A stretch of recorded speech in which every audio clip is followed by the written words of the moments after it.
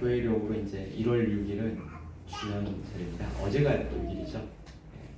오늘이 6일인가요?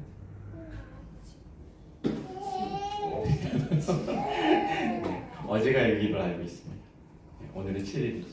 그래서 보통 이제 그 교회력, 기독 그리스도를 믿는 이제 종교 기독교는 교회력 1월 6일을 주연절로 기념을 하고 있습니다. 그리고 그 주연절이 끼어 있는 그 이후의 주일을 이제 예수님의 수세 주일이라고 해서 기념을 하는데 같은 의미이죠. 예수님이 세례를 받으시고 또 하나님부터 하나님의 아들이라는 그런 인정, 공증을 받는 날입니다. 이제 그 날을 기념하는 날이 이제 주연절이고 수세 주일입니다. 그 와이프가 앞에서 이렇게 걱정스러운 눈으로 바라보면 이게 그러지 마세요.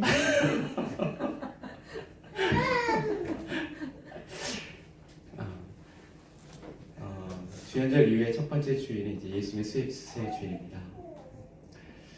오늘인데 비유적으로 이제 표현한다면 이제 비유적인 표현을 할 수밖에 없는데 이것은 마치 이제 어두운 세상에 빛이 출현했다라는 뜻입니다. 오늘 오랜 밤이 끝나고 드디어 밝은 아침이 왔다는 뜻이죠. 예수님은 세상을 비추는 또 다른 차원의 빛으로 나타나셨습니다. 그는 사람들의 마음을 비춥니다. 은밀한 것을 드러내시고 무디어진 감각들을 되살려 주시죠. 쉽게 말해서 죄를 죄로 깨닫게 하시고 또 선하고 의로운 길을 우리에게 밝혀 주신다는 사실입니다. 세례요한은 이 사실을 이렇게 표현하고 있습니다. 회개하라, 천국이 가까웠느니라.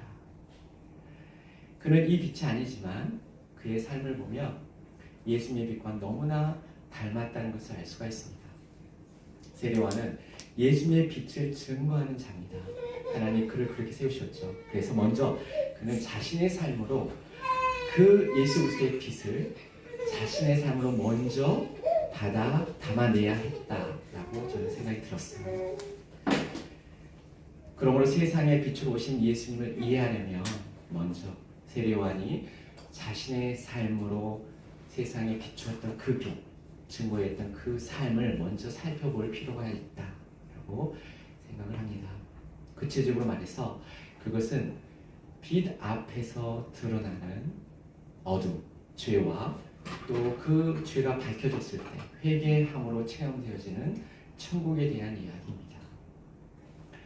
본론으로 들어가겠습니다. 세례요한은 회개하라 천국이 가까웠느니라라고 선포하고 있습니다. 그는 어떤 사람인가? 성경 글을 두고 이사야 예언자가 이미 예언한 자로서 주의 길, 예수님이시죠. 그리스도의 길을 준비하기 위해서 하나님이 그를 세우셨다라고 소개하고 있습니다.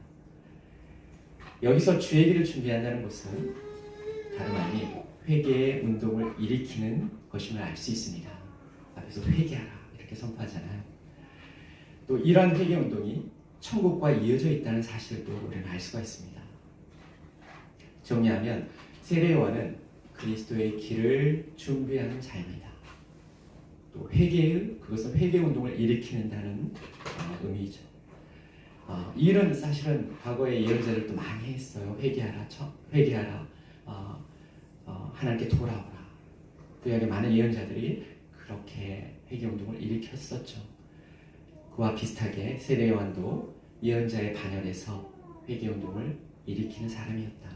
그리고 이러한 회개 운동은 천국과 연결되어 있다라고 정리할 수 있겠습니다. 자, 먼저 그러면 회개 운동이라는 게 무엇인가? 우리 한번 좀 생각을 해볼 필요가 있습니다.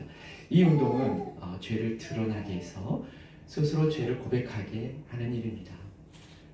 물론 이제 죄를 고백한다는 차원이 아니라 삶을 이렇게 바꾼다라는 것도 포함되어 있죠.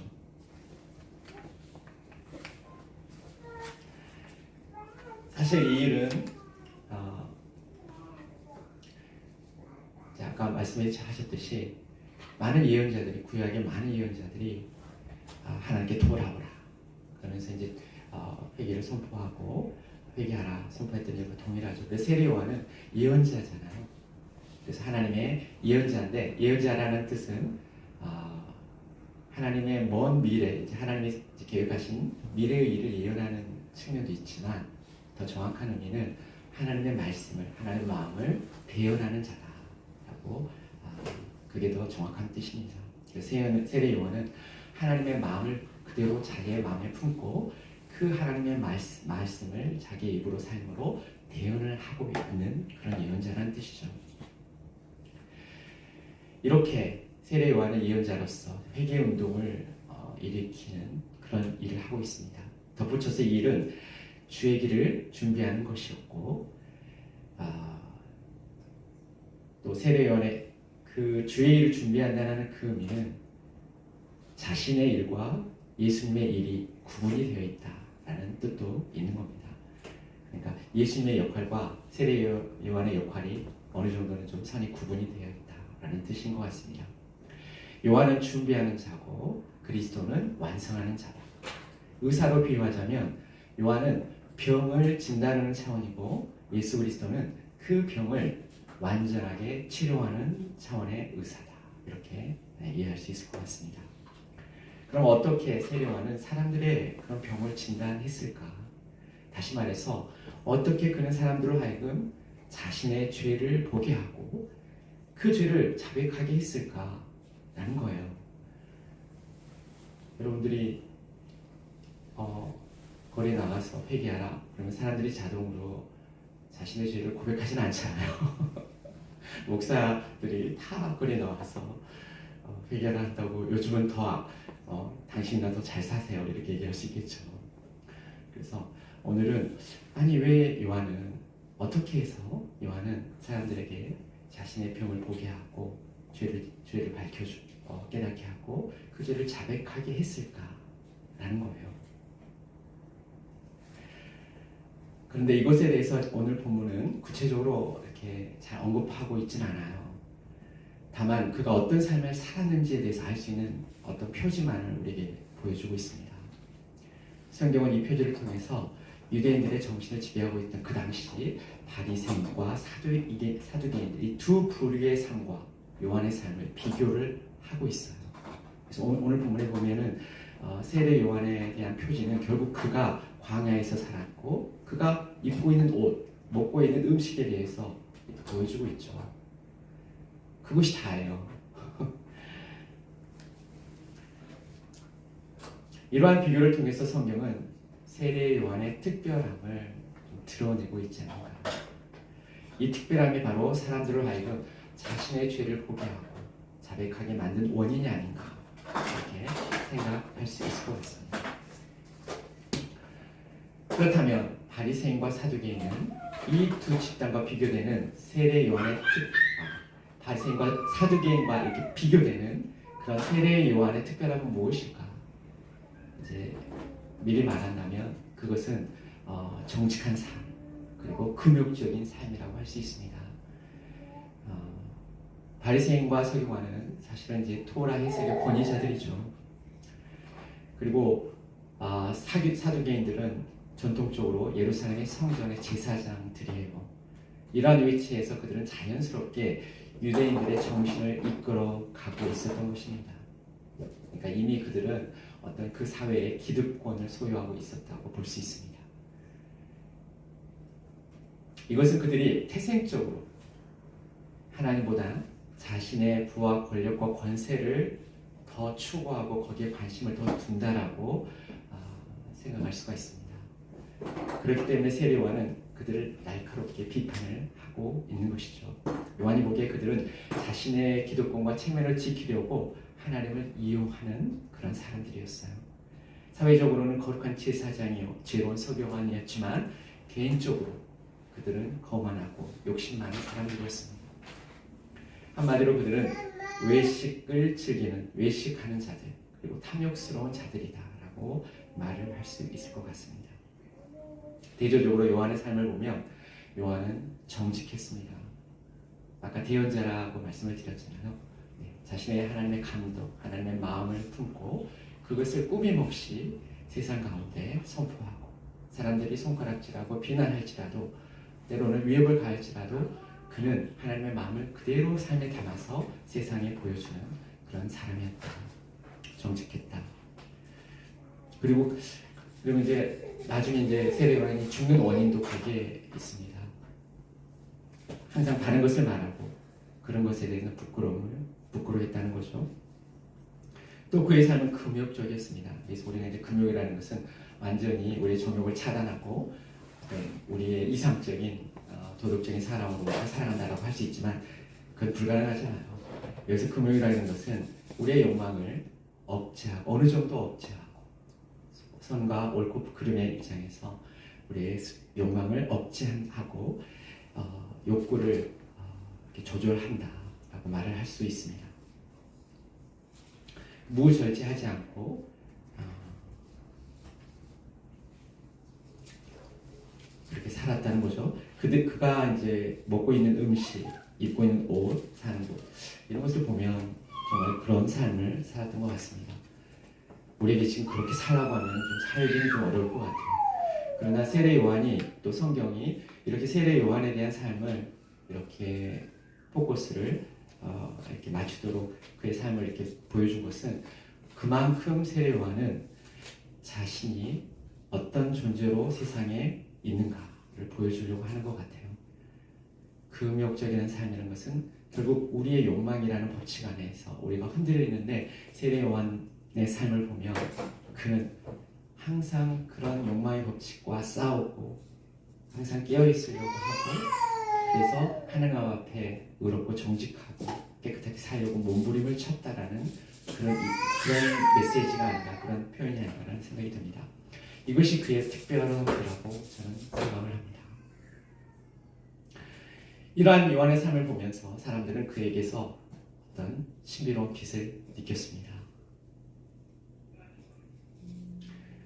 대체로 신비롭고 어떤 초월적인 어떤 현상을 말할 때는 우리가 정말 하늘에서 이제 성령님이 예수님에게 비둘기처럼 나타났다 이런 우리가 상상을 할 수도 있잖아요.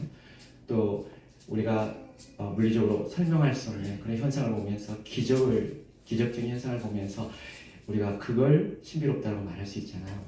그런데 그건 너무나 우리가 생각하기 현실적으로 너무나 경험하기 힘든 건데 여기서 말하는 것은 신비로운 빛이라는 것은 대부분의 모든 사람들은 그런 삶을 살지 못하는 거예요.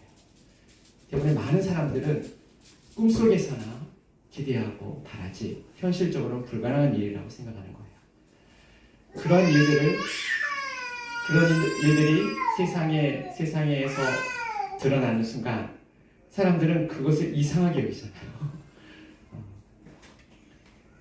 제가 말씀드리는 그 신비한 빛이라는 것은 대부분의 사람들은 꿈속에서나 영화 속에서나 이상 속에서나 가지고 있었던 그런 모습인데 그런 모습이 현실화됐다는 것을 볼 때 현실적으로 내가 보고 경험한다고 했을 때 이것이 신비롭게 다가온다라고 그렇게 생각이 들었습니다.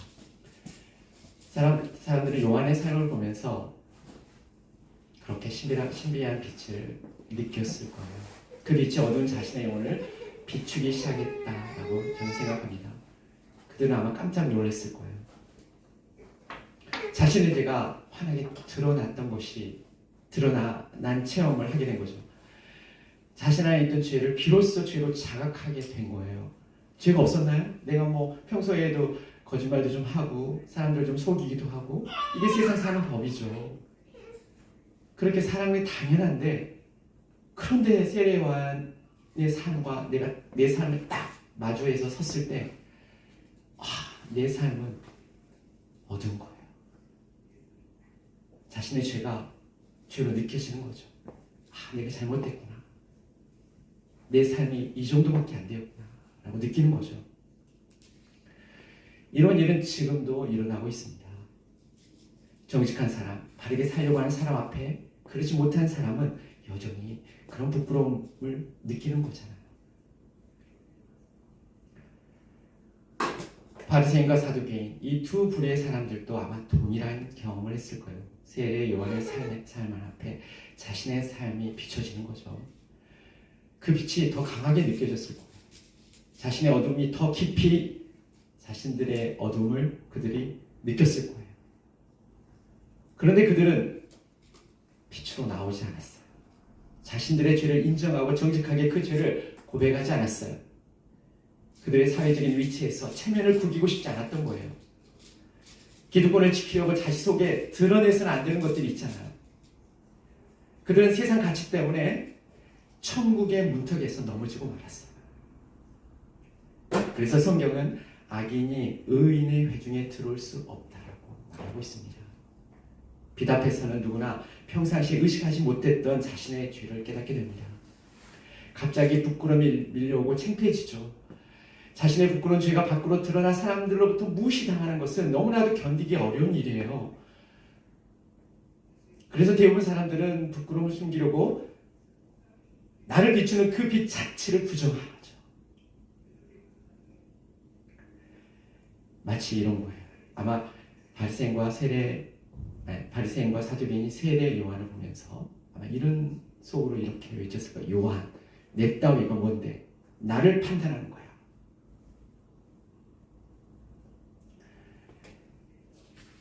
그런데 인간으로서 가장 진실된 순간은 바로 부끄러움을 느끼는 그 순간입니다.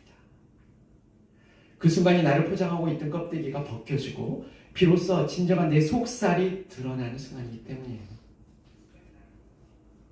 중요한 것은 이때 사두개인과 바리새인처럼 부끄러움 때문에 다시 그 껍데기 속으로 들어가는 것, 그건 절대 우리가 해서는 안 되는 일이죠.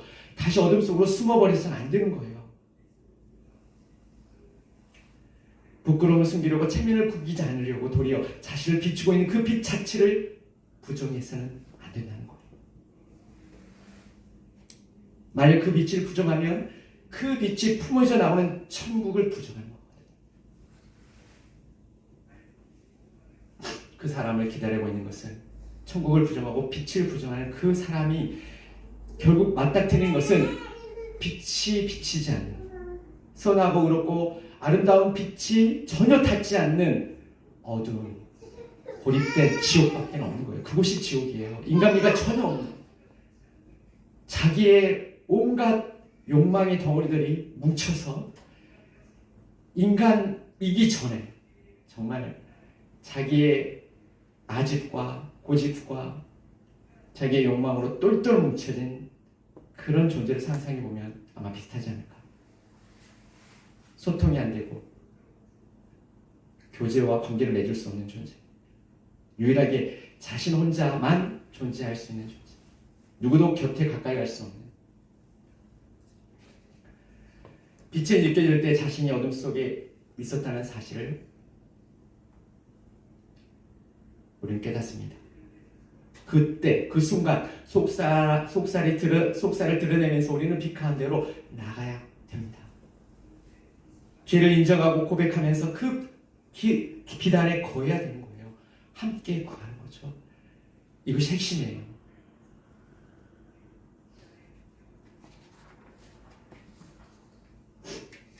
사실 놀라운 사실은 여러분들은 각자의 사물이 각자의 고유한 빛을 가지고 있다고 생각하시죠.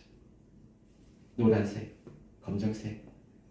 그런데 이것은 그렇지가 않아요. 원래 사물은 빛이 없어. 그 색깔이 없어요. 이렇게 색깔로 비춰지는 것은 태양광이 반사해서 우리 눈에 이 색으로 비춰지는 거예요. 그런데 또 다른 빛의 종류가 다른 빛을 비추면 색깔이 바뀌는 거예요. 우리 안에 하나님의 빛이 있어요. 그 빛으로 우리가 빛나는 거거든요. 우리가 빛 가운데 거하면 하나님이 우리에게 비추신 그 빛으로 우리는 빛을 발하게 돼 있어요. 우리 스스로는 빛을 낼 수가 없어요. 우리 스스로는 색깔을 낼 수가 없어요. 우리 어둠이 비춰질 때, 우리 어둡다는 사실을 알 때 우리는 빛으로 나가면 하나님이 우리의 비추는 그 빛으로 우리의 아름다움이 드러나게 되거든요. 이로써 우리 마음이 깨끗해져요. 마음이 깨끗해질 때 비로소 내 안에 계신 하나님을 느낄 수가 있는 거예요. 하나님이 저 높은 데에 계시다고 우리는 생각하잖아요. 초월적인 곳에 계신다고 생각하잖아요. 신이니까. 그래야 온 세상을 통치하고 다스리고. 그런데 하나님은 우리는 규정할 수 없는 분이잖아요. 거기만 계신다면 그건 하나님이 아니죠. 우리가 규정을 해버렸으니까. 하나님은 규정할 수 없는 분이거든요. 저 위에 계신다면 여기도 계셔야 되는 거예요. 우리 안에도 계셔야 되는 거예요. 하나님은 우리 안에 계셨어요. 그런데 우리가 하나님을 보지 못한 것은 우리가 빛으로 나오지 않았기 때문이에요. 우리가 마음이 깨끗해지고 우리가 빛 가운데 나올 때 비로소 우리 안에 계신 하나님을 우리는 느낄 수 있게 되는 거죠. 더불어서 하나님이 창조하신 세계의 모든 것들이 내면의 빛처럼 내면의 빛을 비추신 하나님이 그로 인해서 내가 밝아지고 내가 아름답게 느껴지고 내가 거룩해지고 이런 걸 느끼는 것처럼 내가 내 마음이 깨끗해질 때 세상을 바라보면 마치 떠오르는 태양빛이 온 대지가 수많은 색으로 황홀한 색으로 펼쳐지듯이 이 세상이 아름다운 빛으로 내 눈에 들어오게 되는 거예요. 세상은 아름다운 곳이거든요. 그런데 우리 마음이 어두우면 세상도 어두워 보여요. 그래서 천국은 내가 장소를 옮기는 공간 이동이 아니라 내 영혼이 빛으로 나올 때 그곳이 천국이라는 것을 깨닫는 거예요. 그래서 천국은 깨달을 각이라는 말을 써서 깨달을 때 나에게 다가오는 곳이 천국이다. 이렇게 누군가는 말씀을 하더라고요.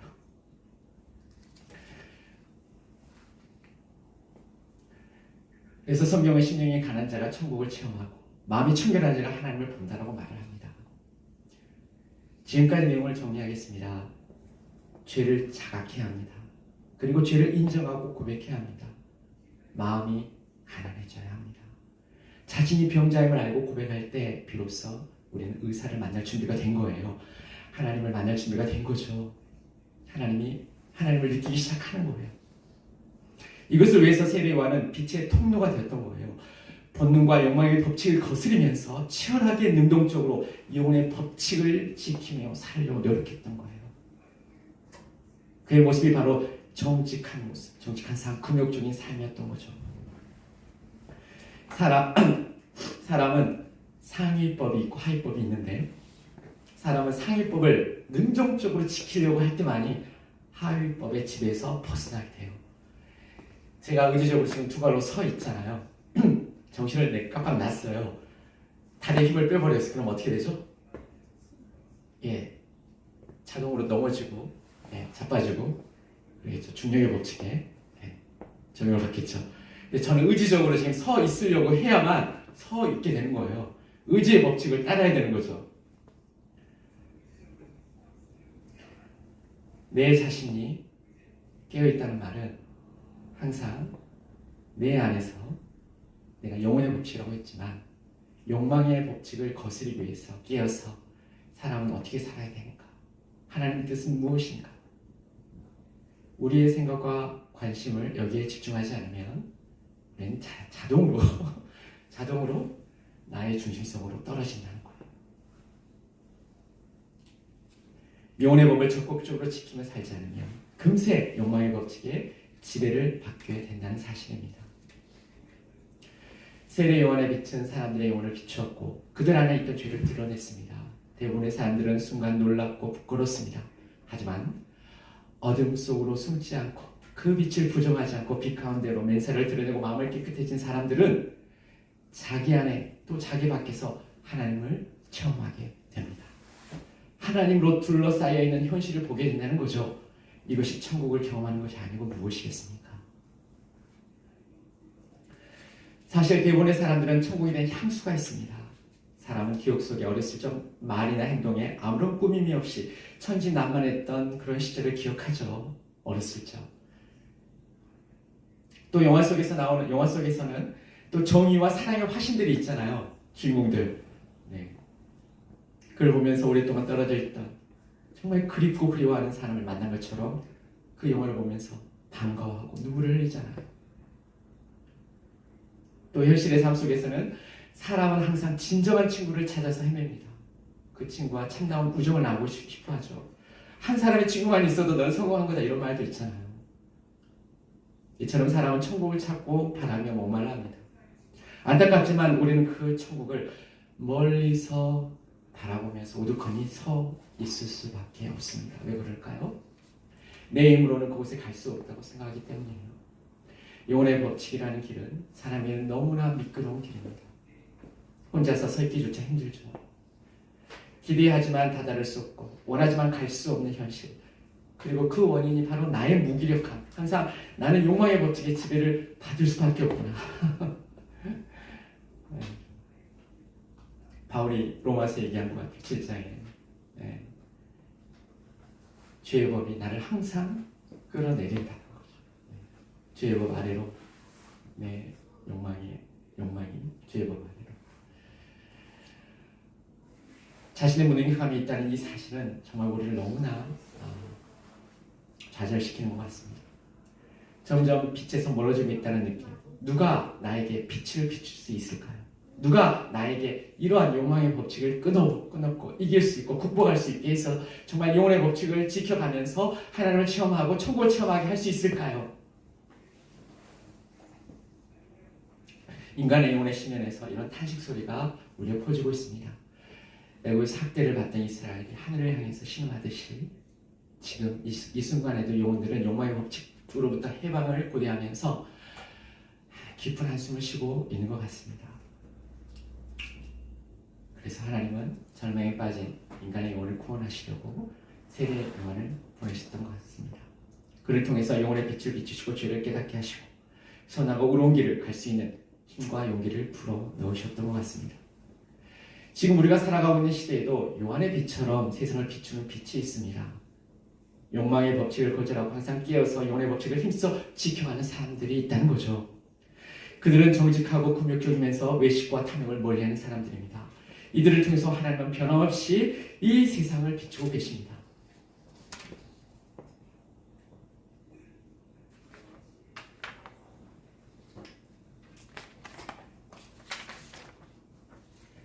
우리는 그런 사람들을 만날 때마다 회개하라 천국이 가까웠느니라 라는 요한의 음성을 들을 수 있어야 합니다. 이렇게 자신의 영혼의 빛이 비추어질 때 부끄러워서 어둠 속으로 숨지 말고 빛을 부정하지 말고 부끄러움을 가지고 속살을 드러내면서 그 빛 가운데로 나아가면 좋겠습니다. 그 자리에서 자신의 외식과 탐욕, 무능력함, 연약함을 인정하는 것입니다.